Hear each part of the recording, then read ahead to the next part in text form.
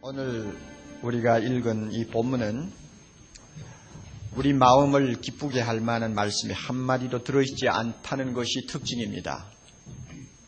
처음부터 마지막까지 온통 입에 담기 어려운 용어들만 줄줄이 이어서 나오고 있습니다. 안 좋은 말은 가급적이면 듣지 않으려고 하는 자기 보호 심리가 강해서 현대인들에게 본문과 같은 죄의 이야기를 한다는 것은 대단히 어려운 점이 있습니다. 어떤 신학자는 현대 사람에게 죄를 논하는 것이 왜 어려우냐, 두 가지 이유를 들고 있더군요. 첫째는 죄는 죽음처럼 유쾌하거나 즐거운 주제가 아니기 때문에 사람들이 죄소리 자꾸 들으면 마음이 우울해지고 낙담이 된다는 것입니다. 그러니까 죄소리 가급적이면 안 하는 게 좋다 하는 이야기죠. 또 하나는 죄는 많은 사람에게 익숙하지 못한 개념이라는 조금 이해하기 어려운 이유를 들었습니다.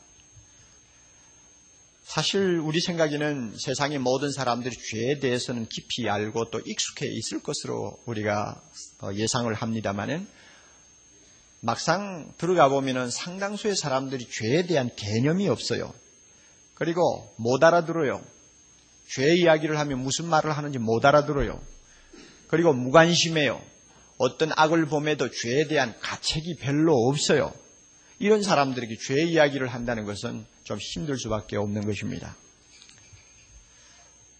그럼에도 불구하고 우리가 죄에 대한 교리를 진지하게 다루지 아니하면 안 되는 중요한 이유가 있습니다. 왜 듣기 싫은데 죄 이야기를 해야 되느냐 하는 이야기입니다. 왜 하나님의 말씀은 좋은 내용만 기록하고 있지 왜 이렇게 거북한 이야기를 또 듣기 싫은 용어들을 그저 줄줄이 이렇게 기록해서 읽게 하느냐? 여기에 중요한 이유가 있습니다. 죄 이야기를 할 때만이 우리의 본래 모습이 무엇인가를 정확하게 직시할 수 있기 때문입니다. 잘 기억해 두십시오. 죄 이야기를 할 때만이 우리의 본래의 모습이 무엇인가를 솔직하게 들여다볼 수 있기 때문에 죄 이야기를 하는 것은 중요하다는 말입니다. 성경이 말씀하는 죄는 단순히 잘못된 행동이나 생각만을 가리키는 것이 아닙니다. 나쁜 행동과 생각으로 몰고 가는 선천적인 우리의 본성, 다시 말하면 내적인 성질까지 다 포함해서 죄라고 말합니다. 우리가 함께 읽은 말씀을 보면 놀라움을 금할 수가 없습니다. 왜 선한 것은 한마디도 들어있지를 않는가? 왜 우리에게 선한 것이 좀 있는데 그것은 왜 한마디도 언급하지 않고 있는가? 왜 전부 나쁜 것만 써놓았는가? 인간은 이처럼 악한가? 이 정도로 고약한가? 자연히 자문자답하게 됩니다. 왜 인간이 이처럼 고약합니까? 이유가 26절 처음부터 나와요. 성경을 덮지 마십시오, 여러분. 처음 교회 나오신 분들이라도 좀 마음을 집중하시면 여러분이 은혜 받습니다. 또 로비나 또 비디오실에서 좀 불편하게 예배를 드리는 분도 하나님의 말씀에 집중을 하십시오. 왜 인간이 이처럼 고약하게 되었는가? 그 이유가 26절 처음에 나와요. 이를 인하여 하는 단어입니다. 이를 인하여. 쉽게 말하면 이것 때문에 그런 뜻이죠. 이것 때문에 하는 뜻은 무엇을 가리키느냐 하면 바로 앞에 25절에 나오는 내용을 그대로 반복하는 것입니다. 저희가 하나님의 진리를 거짓 것으로 바꾸어 피조물을 조물주보다 더 경배하고 섬겼기 때문에 하는 뜻입니다. 피조물을 조물주보다 더 섬긴다고 하는 것은 우상숭배를 가르치고 현대인들의 우상숭배 밑바닥에는 자기를 하나님으로 올려 앉혀놓는 자기 신격화의 무서운 죄가 숨어 있다는 것, 이것을 지난 주일에 이미 여러분에게 말씀드렸습니다. 28절은 이를 인하여 하는 이 말을 좀 더 구체적으로 표현을 하고 있습니다. 이를 인하여가 뭐냐? 저희가 마음에 하나님 두기를 싫어하였기 때문에 하는 뜻으로 해석합니다. 하나님 두기를 싫어했다는 뜻은 하나님에 대한 지식을 거부했다는 말입니다. 다시 말하면 하나님을 아는 것을 아예 싫어했다는 말입니다. 하나님 이야기를 가급적이면 하지 말아달라고 요청할 만큼 거기에 흥미를 붙이지 않는다는 말입니다. 이것을 일컬어서 마음에 하나님 두기를 싫어했다고 나옵니다. 어떤 자석에서 하나님에 대해서나 신앙에 대해서 갑자기 몇 마디를 여러분이 꺼내보십시오.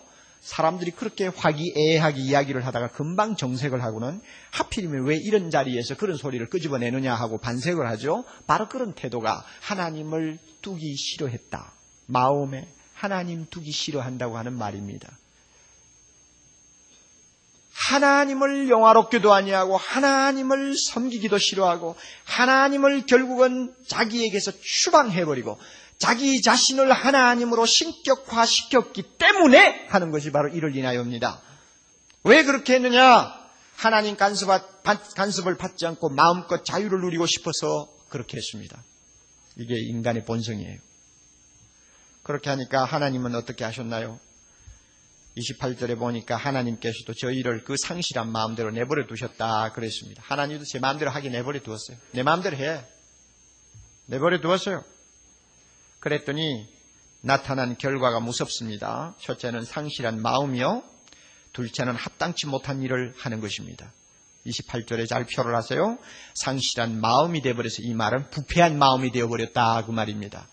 여기서 상실했다는 말은 원래 뜻은 동전, 옛날 시대에 사용하던 동전의 그 사이즈가, 크기가 어떻게 좀 맞지를 않아가지고 동가치가 없어지는 것을 말합니다. 그러니까 하나님을 거부하고 하나님 알기를 싫어하는 사람의 마음은 결국 무엇과 같으냐? 규격이 맞지 않아서 가치를 잃어버린 동전 한 입과 같다 하는 뜻입니다. 그만큼 마음은 부패해버렸어요. 마음이 부패하니까 그 부패한 마음을 가지고 못할 짓이 뭐 있나요? 해서는 안 될 일, 하나님이 하지 말라고 하는 일은 골라가면서 다 한다 그 말입니다. 이렇게 해서 하나님이 하지 말라고 하는 거 골라가면서 다 하는 내용을 이제 26절부터 32절까지 하나하나 조목을 들어서 지금 바울이 우리에게 가르쳐주고 있는 것입니다. 그렇다고 해서 이 세상에 있는 모든 죄를 다 나열하고 있는 백과사전이라고 생각하면 안 됩니다. 그 당시 로마 사회에서 흔히 볼 수 있는 죄들, 많은 사람들이 익히 알고 있는 죄들 중에서 중요한 것들을 골라서 여기에 지금 하나하나 열거하며 인간은 이만큼 악하다. 하나님을 떠나고 하나님을 무시하고 하나님을 경배치 않고 자기가 하나님이 되고 자기 자유를 방종하면서 누리니까 나타나는 결과는 이렇다 하고 지금 이야기하는 것입니다. 로마 시대의 죄악상이 얼마나 대단했는가. 역사가 버질이 말하기를 옳고 그른 것이 혼돈되어 버린 사회다 그랬습니다. 가치관이 완전히 혼돈되어서 무엇이 옳은지 그른지를 분별하기가 어려운 캄캄한 사회가 됐다는 말입니다. 그런 시대는 필히 따라오는 것이 사치와 쾌락 추구입니다.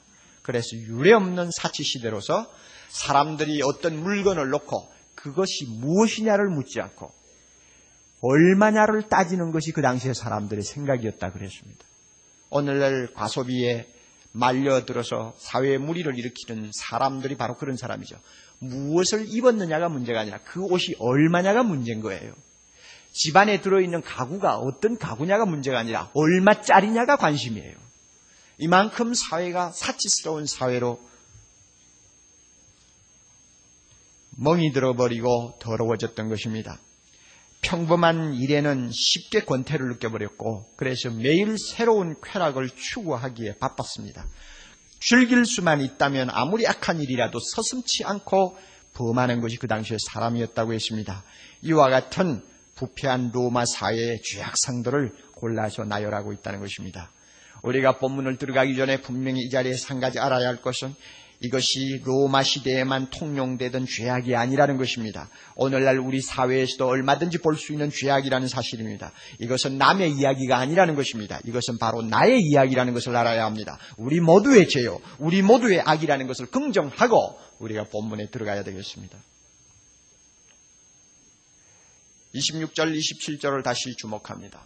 이를 인하여 하나님께서 저희를 부끄러운 욕심에 내어버려 두셨으니 곧 저희 여인들도 순리대로 쓸 것을 바꾸어 영리로 쓰며 이와 같이 남자들도 순리대로 여인 쓰기를 버리고 서로 향하여 음욕이 불릴 듯하며 남자가 남자로 더불어 부끄러운 일을 행하여 저희의 그릇 때문에 상당한 보응을 그 자신에게 받았느니라. 무슨 이야기를 하는지 처음에는 잘 모르겠어요. 그렇죠? 26절, 27절에 전통하신 분 있어요? 정통하신 분? 없죠? 도대체 무슨 이야기인가? 쉽게 말하면 동성연애를 지금 이야기하는 것입니다. 동성연애. 인간이 하나님을 떠나서 하지 말라는 짓을 하기 시작할 때 제일 먼저 대두되는 것이 성적 타락이라는 것을 우리가 주목해야 합니다. 어느 시대를 막론하고 사회가 부패하고 더러워졌다 하면은 성타락이 가장 첨단을 걷는 것이 공통된 일입니다. 성타락, 이 성적 타락, 특히 26절, 27절의 이 타락은 24절에 있는 내용을 좀 더 보충적으로 설명하는 것에 지나지 않습니다. 24절에 하나님께서 저희를 마음의 정욕대로 더러움에 내어버려두사 저희 몸을 서로 욕되게 하셨다 그랬죠. 저희 몸을 서로 욕되게 하는 구체적인 내용이 뭐냐? 많이 있지만은 그 가운데서 하나, 동성연애를 26절, 27절에서 들었다는 것입니다. 성범죄가 타락한 사회의 종착점이라고 한다면 그 중에서 동성연애는 말기 현상에 속합니다. 하나님이 사람에게 주신 성은 고귀한 목적을 가진 축복 가운데 하나입니다. 그리고 남녀가 성관계를 할 수 있도록 허락된 길은 결혼뿐입니다. 그러나 하나님을 떠난 인간은, 하나님을 알기를 싫어한 인간은 결혼이라는 틀 속에서 만족하기를 거부하는 것입니다. 그 결혼이라는 틀에 매여서 한평생을 보내기가 너무 아까운 것입니다. 너무 따분한 것입니다. 재미가 없는 것입니다. 그래서 하나님이 만들어 놓으신 이 자연의 질서, 법칙을 한번 벗어나서 금지된 쾌락을 맛보고 싶은 충동을 그들이 가슴속에 안고 있어요. 이게 인간입니다. 이 같은 욕망에 끌려서 들어가다 보니까 그들이 빠진 곳이 어디 있느냐? 무책임한 동거생활. 결혼신고도 안 하고 결혼식도 안 하고 그저 마음에 맞으면 얼마 동안 사는 동거생활. 흔해 빠진 일이죠. 미국 같은 데서는 더욱이 그렇고 오늘날 한국에서도. 그저 동거생활 하는 사람들이 길바닥에 지나가다가 그저 몇 사람 중에 한 사람 붙들고 아마 확인하면 하나 정도 나올 정도입니다. 젊은이들 중에서. 그만큼 무책임한 동거생활. 또 간통. 또 강간.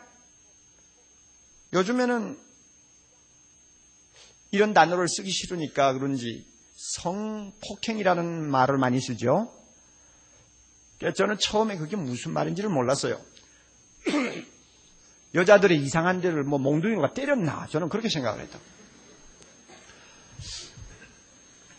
그러니까 옛날에는 이걸 강간이라고 표현을 했는데 이 강간하는 말이 좀 듣기가 어감이 안 좋으니까 성폭행이라는 용어로 바꾸어서 요즘에는 많이들 씁니다. 이런 것, 혼음, 변태성욕, 동성연애, 이 모든 성문란 행위가 바로 26절, 27절에 포함된 성적 타락입니다. 우리 사회에서는 동성연애가 아직 낯선 이야기로 들리기가 쉽습니다. 그러나 벌써부터 낌새가 많이 나타나고 있다는 것을 여러분이 아셔야 됩니다. 이미 서구 사회에서는 굉장히 심각한 문제로 대두됩니다. 바울이 살고 있던 초기 로마 황제 가운데서 15명을 조사했던 15명 중에서 14명이 게이였습니다. 게이가 뭔지 알아요? 동성연애자입니다. 그 황제 정도 되면은 아름답고 이쁜 여자들은 그냥 원하는 대로 다 끌어다가 궁중에 놓고 자기가 원하는 대로 그저 쾌락을 추구하면서 사는 팔자 좋은 인간 아닙니까? 그런데도 그 틀에서 남자가 여자를 상대한다는 그 자연적인 틀에서 재미를 못 보는 거예요. 권태스럽다는 거예요. 왜 그렇게만 하냐? 좀 다른 길이 없냐? 그래서 빠져들어간 것이 동성연애입니다. 이런 동성연애를 아주 자연스럽게 받아들이는 사회였기 때문에 심지어 어떤 사람은 짐승하고 교합하는 것까지 사회가 그저 있을 수 있는 일로 통용이 되던 시대가 그렇게 더러워졌던 로마 사회였습니다. 89년도 샌프란시스코의 한 가정법에는 동성연애자들이 부부로서 호적신고를 하면 결혼 증명서를 떼어주는데 꼭 결혼 증명서라기보다는 그 결혼 증명서와 유사한 증명서를 발급받게 하고 다른 부부들과 똑같은 혜택을 정부로부터 받도록 배려를 했습니다. 그리고 88년도에 이미 캐나다 연합교회는 32차 총회에서 동성연애자들도 목사로서 안수받을 수 있게 법안을 통과시켜 주었습니다. 그리고는 한 수 더 떠서 동성연애도 하나님이 주신 은사의 하나로 고려될 수 있다 하는 이제 신학적인 해석까지 붙여가지고 제출을 했습니다. 왜 이런 희한한 일이 벌어지느냐? 왜 법을 고쳐야 될 만큼 심각하냐? 왜 교회가 동성연애를 하는 사람을 성직자로 받아들여야 될 만큼 심각하냐? 옛날에는 그 사람들을 사람 취급도 안 했는데 왜 지금은 그러냐? 이유 딱 하나, 뭡니까? 그만큼 많아졌다는 이야기입니다.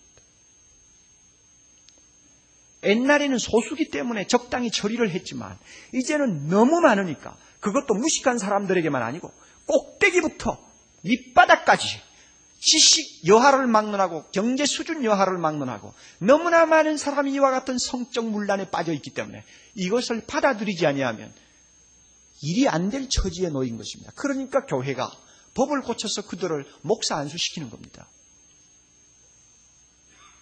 여러분, 왜 동성연애가 죄입니까? 우리 이 가운데서 할머니들은 무슨 말을 하고 있나 이럴 거라고. 동성연애가 뭔가 하면 남자 둘이 살면서 하나는 부인 노릇하고 하나는 남자 노릇하는 거예요. 여자 둘이 살면서 하나는 남편 노릇하고 하나는 여자 노릇하는 것입니다. 그래서 어떤 사람은 집안에 들어가면 한 사람은 여자면서 남자 소리를 내고 또 한 사람은 남자면서 집에 들어가면은 다른 남자에게 여자 소리를 낸다고까지 합니다. 그렇게 해서 사는 게 동성연애입니다. 그게 왜 죄냐? 왜 하나님 앞에 악이냐? 오늘 본문에 나와 있잖아요. 26절에 중간에 보면 순리대로 쓸 것을 바꾸어 뭐로 쓴다? 영리로 쓴다. 이 말은 자연적인 법칙을 따르지 않냐고 법칙을 거꾸로 뒤집는다 하는 뜻입니다. 그렇죠. 하나님께서는 남자 여자를 짝지어서 가정을 이루어 살게 했지 남자끼리 짝지어서 가정을 이루도록 하진 않았단 말이에요. 그런데 이 동성연애 하는 사람들 내가 하나님이냐? 너는 남자 여자 만들어가 짝지어서 살게 했지만 나는 한 수 더 떠서 남자를 여자로 바꿀 수 있고 여자를 남자로 바꿀 수 있다. 어디 한번 보자 하는 식이에요. 얼마나 건방진 행위요. 얼마나 하나님에게 도전하는 행위입니까? 그러니까 그들에게 자연히 상당한 보응이 따라온다고 했습니다. 상당한 보응이 따라와요. 그 27절 끝에 그릇 때문에 상당한 보응을 받았다 그랬습니다. 그런데 여러분, 이 상당한 보응이 뭔지를 이야기하기 전에 지금 남자 동성연애자를 먼저 나무랍니까? 여자 동성연애자를 먼저 나무랍니까? 그거 이상하죠. 왜 여자 동성연애자를 먼저 언급하느냐? 제가 볼 때는 죄질이 조금 낮은 데서부터 시작하는 것 같아요. 그러니까 여자 쪽이 동성연애에 있어서는 남자보다 좀 덜하다고 생각하는 것 같아요. 본문도 그것을 암시하고 있습니다. 27절 보면 남자에 대해서는 굉장히 노골적으로 쓰고 있어요. 서로 향하여 무엇이 음욕이 부릴 듯한다. 남자끼리 이상해진 거예요. 그러니까 누가 더 엉망입니까? 남자보다 여자보다 누가 더 엉망이야? 남자가 더 엉망이다. 그래서 죄질이 가벼운 쪽부터 시작해서 죄질이 무거운 쪽으로 지금 전진하고 있습니다. 이 동성연애자가 어떤 보응을 받았느냐? 제가 볼 때는 얼마 전까지만 해도 인간 사회로부터 완전히 도태되었고요. 그래서 사회에서 사람 취급을 안 했습니다. 그리고 에이즈가 누구로부터 발생한 병입니까? 동성연애자들로부터 시작된 병입니다. 벌써 하나님의 징계와 심판을 받은 것입니다. 미국의 경우 10대가 성병을 옮기는 비율은 13초에 1명꼴이라고 얼마 전에 발표가 되었습니다. 13초에 10대 하나가 성병이 옮겨져요. 전염이 돼요. 미국 수도인 워싱턴 DC의 한 고등학교에서 무작위로 그냥 되는 대로 조사한 결과 100명 중에 한 아이가 이미 에이즈 바이러스에 걸려 있는 것이 판명되었고, 도시 안에 있는 대학에서는 300명에 1명, 그 다음에 도시에서 좀 떨어진 대학촌에 있는 경우에는 500명에 1명꼴로 전부 에이즈 바이러스를 갖고 있다 하는 결과가 나왔습니다. 이미 상당한 보응을 받은 것입니다. 동성연애자들만 받은 것이 아니라 그 동성연애를 공공연히 공인하는 사회에 많은 사람들이 이미 그 죄의 보응을 받고 있다는 결과가 오늘 서구 사회에서 많은 데이터를 통해서 그대로 나타나고 있다는 것을 우리는 주목해야 합니다. 29절부터는 마음에 가득한 죄 4가지, 그 다음에 5가지 이렇게 항목을 정해서 나옵니다. 우리가 이 모든 말씀이 그저 모든 죄의 이야기겠지 하고 넘길 수도 있겠지만은 하나님께서 이렇게 하나하나 조목을 들어서 우리에게 가르쳐 주시는 것은 충분한 이유가 있기 때문입니다. 그러므로 우리가 그냥 넘어가면 안 돼요. 우선 4가지 가득한 거. 이 가득하다는 말은 마음이 죄 짓는데 반쯤 50% 정도 가 있다는 말이 아니고 온통 빼앗겨 있다는 의미입니다. 그러니까 온통 죄 짓는 데만 마음이 가 있어. 그럼 어떤 죄냐? 첫째 뭡니까? 모든 불의. 모든 불의라는 말은 광범위한 악을 전부 포괄해서 사용하는 성경적인 용어입니다. 그래서 18절에도 불이라는 말이 2번이나 나옵니다. 어떤 의미에서는 이 로마서 1장에 언급하지 아니하는 모든 죄를 다 포함하는지 모릅니다. 하여튼 불입니다. 그 다음에 추악, 탐욕은 잠깐 옆에 제쳐놓고 추악, 악의, 이 둘은 쌍둥이에요. 추악은 뭐고 악의가 뭐냐 하고 너무 따지려고 생각하면 안 됩니다. 어떤 사람은 해석하기를 추악은 악을 범하는 행동을 말하고 악의는 그 밑바닥에 깔려있는 성품이라고 해석합니다. 옳은 말인지도 모릅니다. 그러나 너무 구별하려고 하면 안 돼요. 둘 다 인간이 본성으로나 행동에서 철저히 악하다는 것을 이야기하는 것입니다. 이 용어가 고린도전서 5장 8절에 나란히 나오는데 거기에서는 이렇게 사용되고 있습니다. 괴악하고 악독한 누룩 하고 나옵니다. 그러면 누룩이 괴악하고 악독하다 할 때 괴악은 뭐고 악독이 뭐냐? 이거 구별하려고 하면 이상해지죠.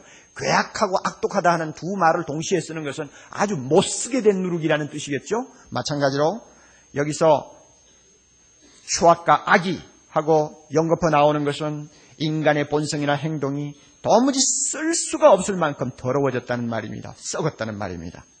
그 다음에 탐욕, 우리가 잘 아는 말입니다. 더 많이 가지고자 하는 터무니없는 욕망을 가리킵니다. 남은 생각 안 하는 철저한 자기 위주의 소유욕이요, 아무리 가져도 만족하지 못하는 욕심입니다. 모 대학의 무용과 홍모 교수, 육모 교수, 남편들도 대학 교수들이라고 하니까 이분들이야말로 직장으로 따지면 귀족 계급입니다. 그리고 대학 교수라도 이 레슨비를 받을 수 있는 예능계 계통의 교수직을 부부 중에 한 사람이 가지고 있다고 하면은 이것은 돈을 끌어모을 수도 있는 그런 자리라고 말할 수 있습니다. 제가 잘못 이야기하면 용서하십시오. 흙만 쳐다보고 자라나는 식물만 연구하고 있는 농대 교수 같으면 그런 일이 없지만 이게 얼마나 순박하신 지성인들입니까? 그런데 레슨을 받는다 하는 이 위치에 있으면 사람들이 재물의 유혹을 받게 됩니다. 자식에게 예체능계 공부를 시키려면 집안채 날려야 한다는 것은 이미 우리 모두가 상식으로 알고 있는 이야기고, 시간당 피아노 교수비가 10만 원이요, 입시 전에 반짝 30분 봐주는 것에 100만 원 받는다는 말은 공공연히 시중에 돌아다니는 이야기입니다. 이것으로 차지 아니해서 어마어마한 돈거래를 뒷전에 해가면서 성적을 조작하고, 그래서 몇 사람씩 학교에 집어넣고, 그것도 타 대학의 부정처럼 학교 재정이 어려워서 했다는 어떤 명분이 있는 것도 아니고 순전히 자기 욕심을 채우기 위해서 그렇게 했다. 이것은 무엇입니까? 가진 자의 횡포요, 기득권층의 끝없는 욕망이요, 인간이 얼마나 탐욕의 노예가 되어 있다는 것을 보여주는 살아있는 표본입니다. 지식이 많고 두뇌가 좋고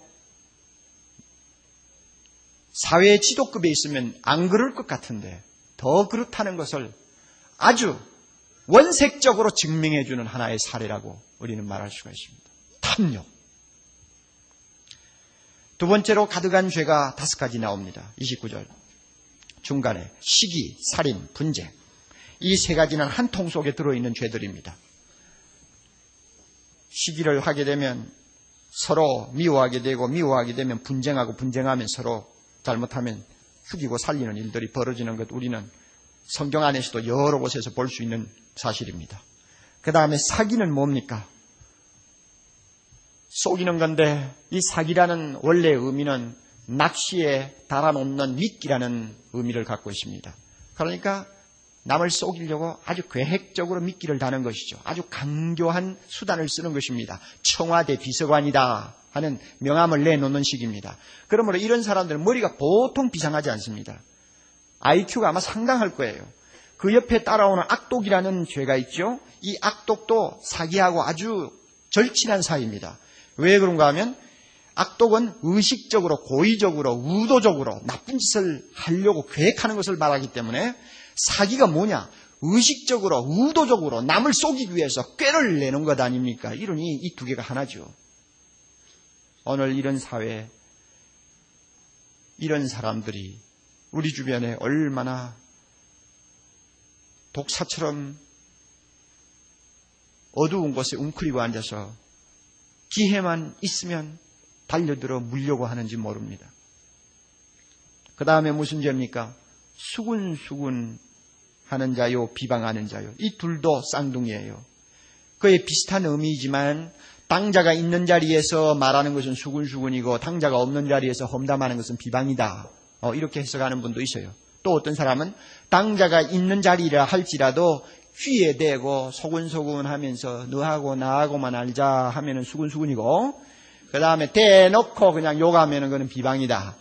이렇게 말을 하기도 합니다. 뭐 어느 쪽으로 해석을 하든지 간에 수근수근 비방하는 것과 그 다음에 비방하는 것 다 하나님이 미워하는 죄라는 것 우리는 알 수 있습니다. 그 다음에 하나님의 미워하시는 자요 하는 말이 30절 나오죠. 이것은 해석상 2가지가 다 가능합니다.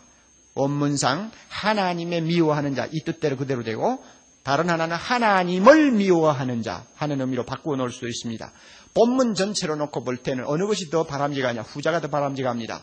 여기에 나오는 죄목은 하나님이 행하시는 일이 아니고 인간이 저지르는 악을 말하는 것이기 때문에 하나님을 미워하는 자로 해석하는 것이 바람직합니다. 그 다음에 무엇이 나옵니까? 능욕하는 자요, 교만하는 자요, 자랑하는 자. 이 3 죄악도 거의 다 비슷한 성격을 가진 악을 가리킵니다. 능욕하는 자, 이것은 번역상 잘한 것이 아닙니다. 이건 뻐기는 사람 하는 뜻입니다. 뻐기는 사람 혹은 무례한 사람이라는 뜻입니다. 그러니까 뻐기는 사람, 교만한 사람, 자랑하는 사람 다 비슷비슷한 사람들이죠. 특별히 자랑한다고 하는 이 말에는 방랑하다는 의미가 들어있습니다. 옛날 고대 사회에서 약을 팔러 다니는 약장수들이 많이 있었고, 그 다음에 돌팔이 의사들이 많이 있었는데, 그 사람들은 이 마을 저 마을 다니면서 약도 팔고 병도 고칩니다. 이 사람들은 이렇게 돌아다니면서 자기 약이 아니면은 나을 병이 없고, 자기 아니면 고칠 병이 없다고 할 정도로 자기 자랑을 많이 하고 다닙니다. 그게 뻑이죠. 체하죠. 이것을 여기서 자랑한다고 말하는 것입니다. 그러니 이 뻑이고 교만하고 자랑하는 것도 하나님이 미워하는 죄요, 하나님이 좋아하지 않는 사람이다, 그 말입니다. 그 다음에 악을 도모하는 자 하는 죄가 나옵니다. 한 가지 악을 가지고 만족하지 못하고 똑같은 악을 범하는 것으로 마음이 차지 안에서 항상 새로운 방법으로 악을 범하고 더 악한 일을 궁리하고 있는 사람을 가리킵니다. 부모 거역하는 것, 배은망덕의 표본이죠. 우매한 자는 뭡니까? 어리석다는 뜻인데, 이것은 하나님을 멸시함으로써 어리석어진 것을 말합니다. 그러므로 하나님을 멸시하고 무시함으로써 어리석어진 그 상태, 약간 머리가 둔한 사람이라도 하나님을 멸시함으로써 미련하게 된 사람도 하나님 앞에는 죄가 된다는 것을 여러분이 아셔야 됩니다. 그 다음에 배약자가 뭡니까? 약속을 해놓고는 쉽게 깨트리는 사람입니다. 오늘 현대 사회에 너무 많은 사람들이죠. 그 다음에 무정한 자, 무자비한 자 하는 말이 나옵니다. 비슷한 의미를 갖고 있습니다. 본능적인 인간의 정마저 외면하는 사람을 가리킵니다. 로마 사회에서는 한 가지 좋지 않는 풍속이 유행하고 있었습니다. 아이를 낳아서 잘 갖다 내버리는 것입니다. 부인이 아이를 낳았습니다. 그 다음에 그 아이를 깨끗이 씻겨가지고는 아버지 발치에 갖다 눕혀놓는다고 합니다. 그러면 아버지가 누워서 그 아이를 힐끗 쳐다보고 이놈 쓸만하다, 괜찮겠구나 하고 마음에 들면 일어나가지고 아이를 품에 안고 일어선다고 합니다. 그러면 그 애는 합격이에요. 그 아이는 이제 키우는 것입니다. 그러나 아버지가 슬그머니 고개를 돌려보니까 딸이란 말이야. 별로 또 쓸 것 같지도 않거든요. 그러면 획 돌아 누워버립니다. 그러면 그 애는 이제 가는 겁니다. 갖다 내버려요.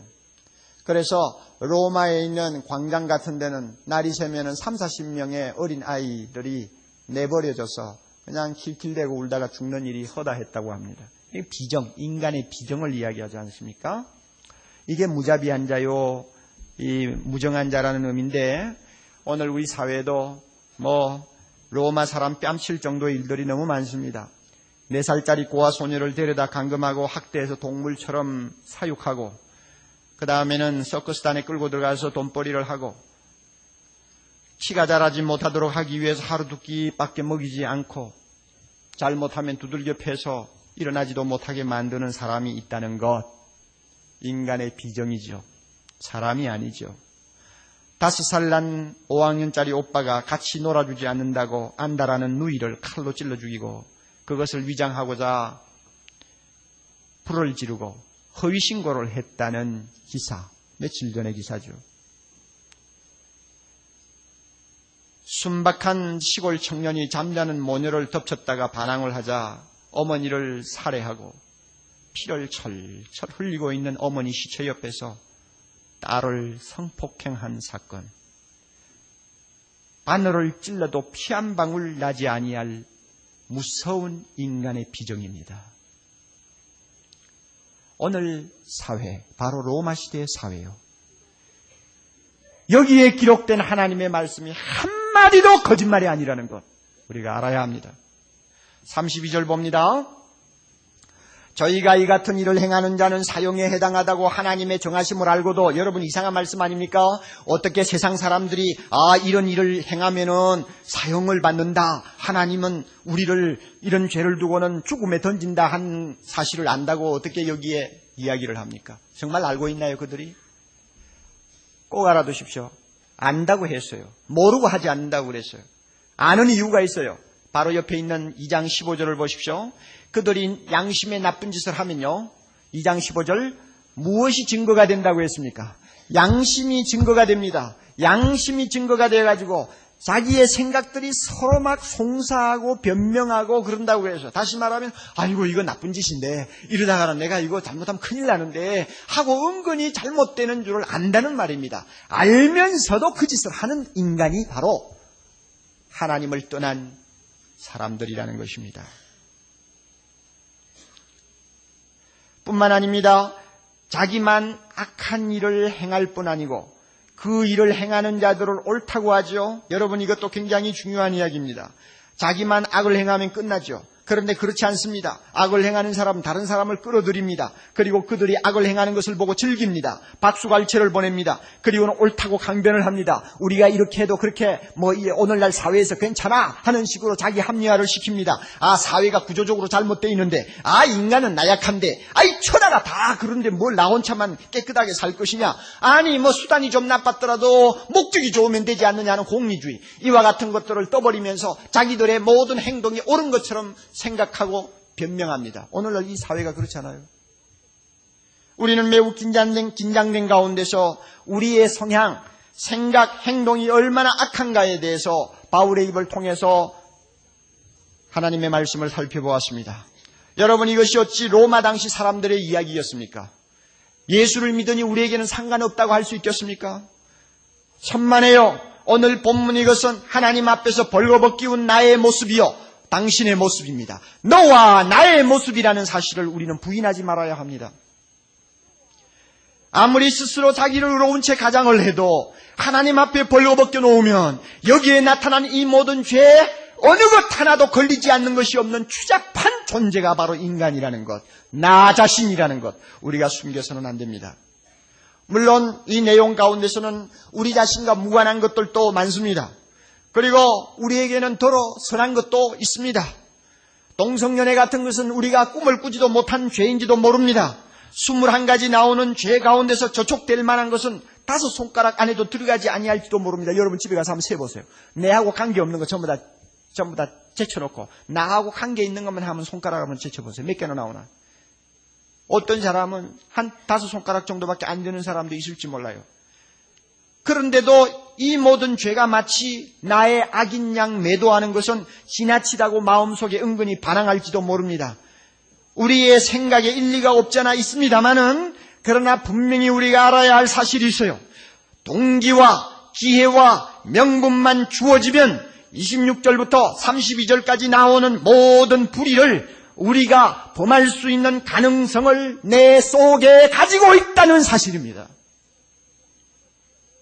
그리고 서로 그 가운데서 한두 가지만 죄를 범했다 할지라도 거룩하신 하나님 앞에는 사형에 해당한다는 사실을 우리는 알아야 합니다.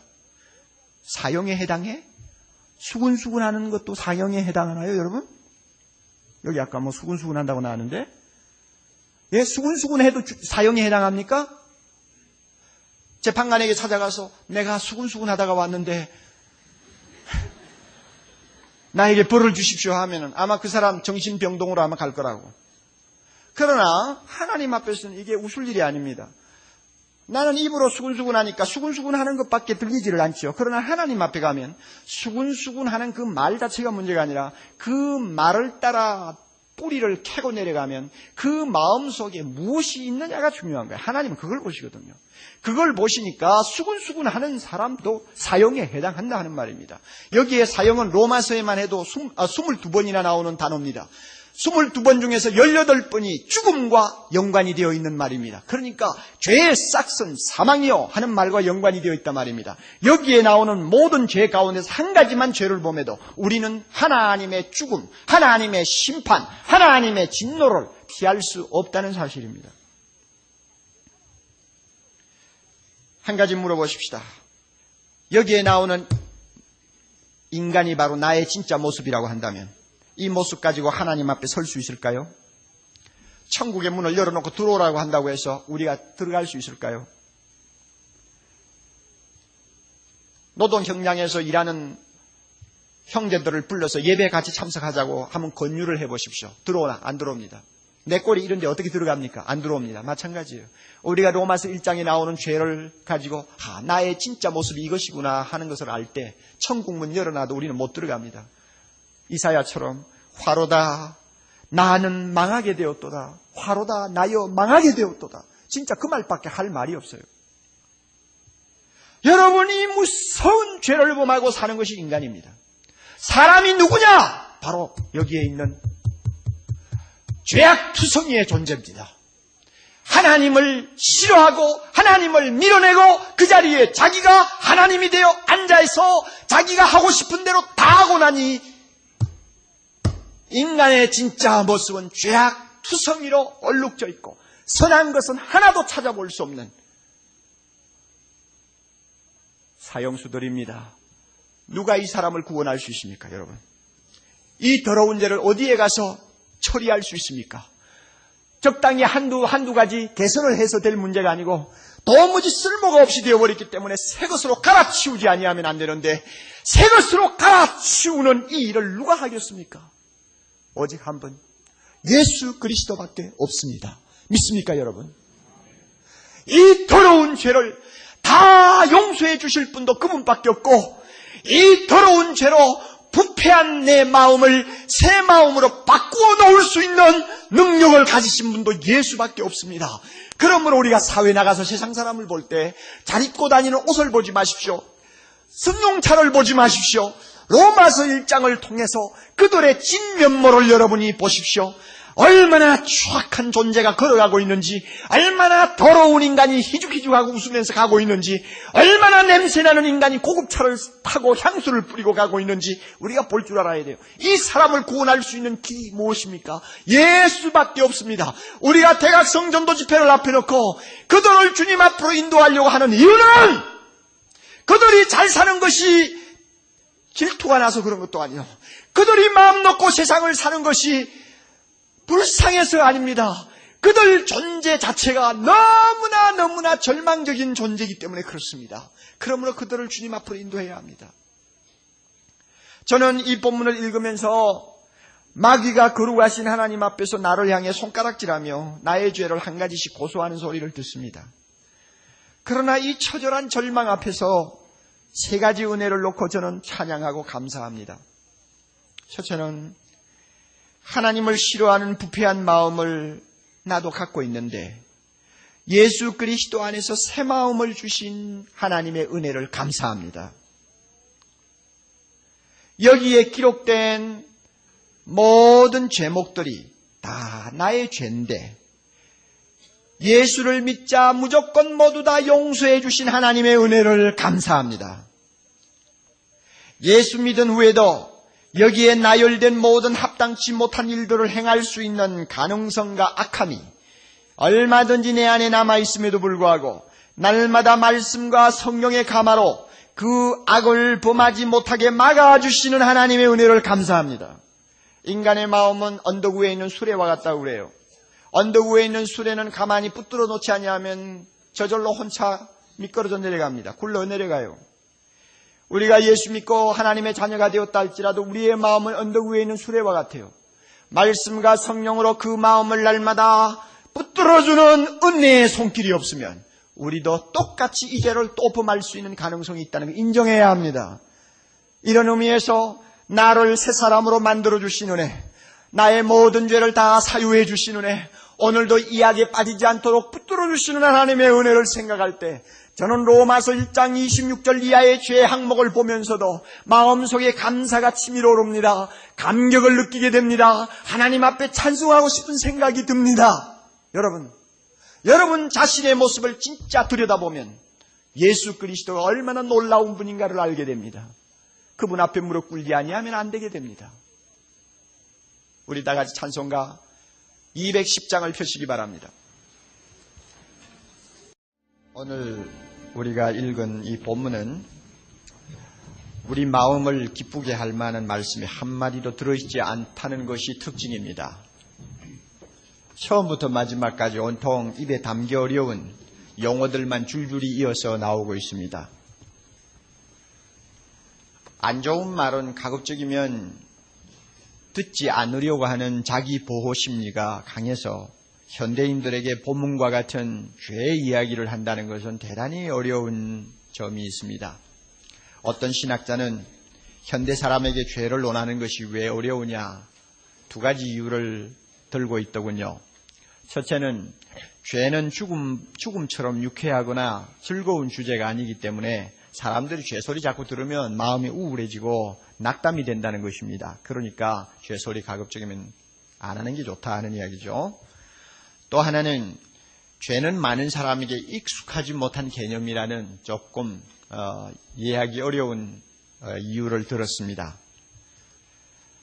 사실 우리 생각에는 세상의 모든 사람들이 죄에 대해서는 깊이 알고 또 익숙해 있을 것으로 우리가 예상을 합니다마는 막상 들어가 보면은 상당수의 사람들이 죄에 대한 개념이 없어요.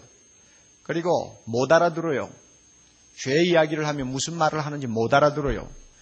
그리고 무관심해요. 어떤 악을 범해도 죄에 대한 가책이 별로 없어요. 이런 사람들에게 죄 이야기를 한다는 것은 좀 힘들 수밖에 없는 것입니다.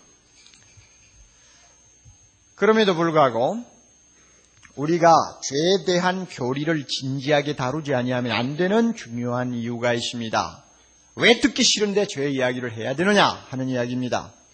왜 하나님의 말씀은 좋은 내용만 기록하고 있지 왜 이렇게 거북한 이야기를 또 듣기 싫은 용어들을 그저 줄줄이 이렇게 기록해서 읽게 하느냐. 여기에 중요한 이유가 있습니다. 죄의 이야기를 할 때만이 우리의 본래 모습이 무엇인가를 정확하게 직시할 수 있기 때문입니다. 잘 기억해 두십시오. 죄의 이야기를 할 때만이 우리의 본래의 모습이 무엇인가를 솔직하게 들여다볼 수 있기 때문에 죄의 이야기를 하는 것은 중요하다는 말입니다. 성경이 말씀하는 죄는 단순히 잘못된 행동이나 생각만을 가리키는 것이 아닙니다. 나쁜 행동과 생각으로 몰고 가는 선천적인 우리의 본성, 다시 말하면 내적인 성질까지 다 포함해서 죄라고 말합니다. 우리가 함께 읽은 말씀을 보면 놀라움을 금할 수가 없습니다. 왜 선한 것은 한마디도 들어있지를 않는가?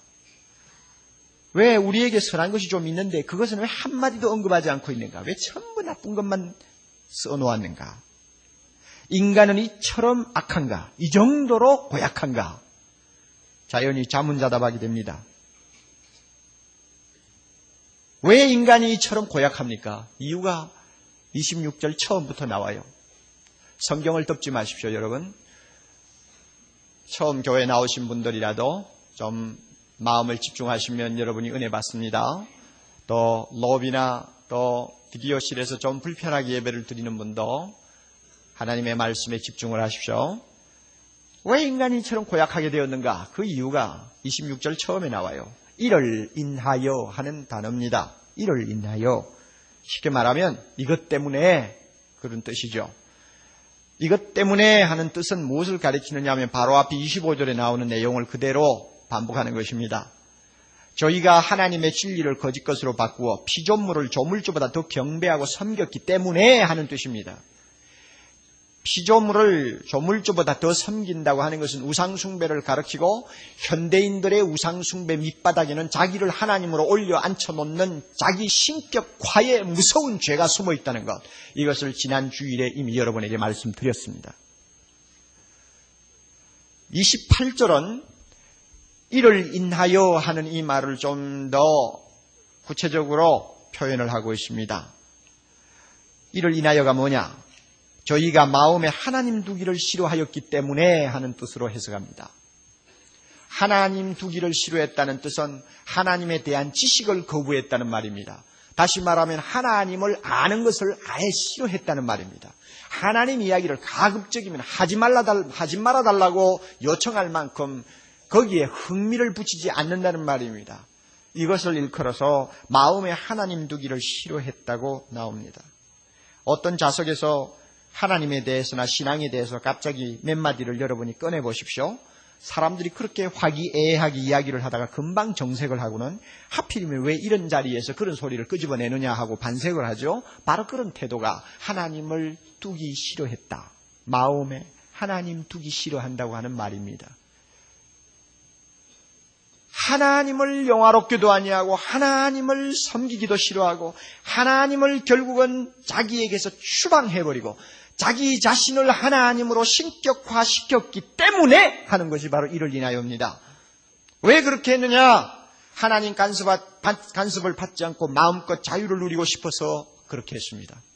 이게 인간의 본성이에요. 그렇게 하니까 하나님은 어떻게 하셨나요? 28절에 보니까 하나님께서도 저희를 그 상실한 마음대로 내버려 두셨다 그랬습니다. 하나님도 제 마음대로 하게 내버려 두었어요. 내 마음대로 해. 내버려 두었어요. 그랬더니 나타난 결과가 무섭습니다. 첫째는 상실한 마음이요. 둘째는 합당치 못한 일을 하는 것입니다. 28절에 잘 표를 하세요. 상실한 마음이 되어버려서 이 말은 부패한 마음이 되어버렸다 그 말입니다. 여기서 상실했다는 말은 원래 뜻은 동전, 옛날 시대에 사용하던 동전의 그 사이즈가, 크기가 어떻게 좀 맞지를 않아가지고 동가치가 없어지는 것을 말합니다. 그러니까 하나님을 거부하고 하나님 알기를 싫어하는 사람의 마음은 결국 무엇과 같으냐? 규격이 맞지 않아서 가치를 잃어버린 동전 한 입과 같다 하는 뜻입니다. 그만큼 마음은 부패해버렸어요. 마음이 부패하니까 그 부패한 마음을 가지고 못할 짓이 뭐 있나요? 해서는 안 될 일, 하나님이 하지 말라고 하는 일은 골라가면서 다 한다 그 말입니다. 이렇게 해서 하나님이 하지 말라고 하는 거 골라가면서 다 하는 내용을 이제 26절부터 32절까지 하나하나 조목을 들어서 지금 바울이 우리에게 가르쳐주고 있는 것입니다. 그렇다고 해서 이 세상에 있는 모든 죄를 다 나열하고 있는 백과사전이라고 생각하면 안 됩니다. 그 당시 로마 사회에서 흔히 볼 수 있는 죄들, 많은